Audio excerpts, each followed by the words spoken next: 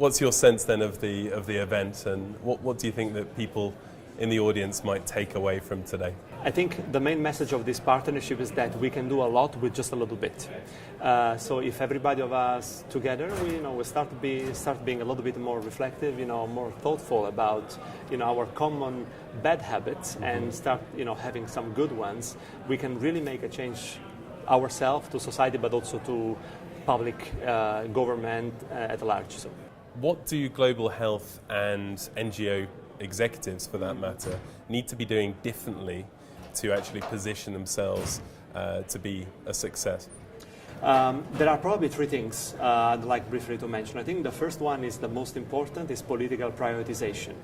The UN summit in 2011 was an unprecedented opportunity for bringing this issue up for discussion.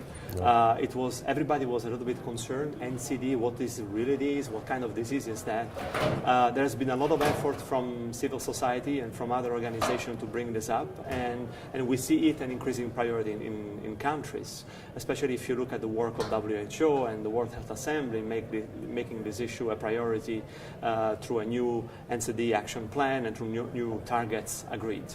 So political prioritization would be the first one. Then there is an issue also of efficiency, or seeking efficiencies within countries and within the community at large. And one of the key interventions, I think, is prevention. We always like to say, until nausea, I think, prevention is the best value for money. It will help drive down the cost of healthcare, especially because you can avoid a lot of unnecessary hospitalization and also better patient management. A third dimension, which also is very important, it's partnership. It's the reason why we were here at this event, launching 4 Health Habits, and it's the only way to go, really. It's such a huge challenge, radicated and interlinked with so many dimensions, that the way to solve it's partnership, because no one can really do it alone. So prevention rather than cure, but what's in it for the pharmaceutical industry, your members? Yeah, I mean, I think it's fundamental to look at the sustainability of care and the sustainability of healthcare systems, and that is why prevention, I think it's something that has to be sought for at every time in any NCD control strategy at the government level.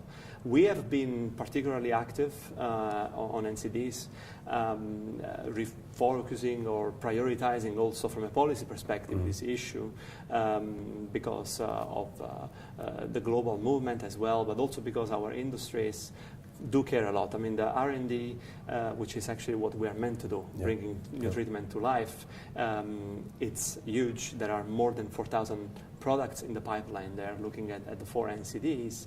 But there is also another dimension, which is working with partners, in countries at the community level, trying to foster, capacity building, try to foster education, improve also awareness, and also, working with people in the field, trying to understand what are the shortfalls and trying to address them.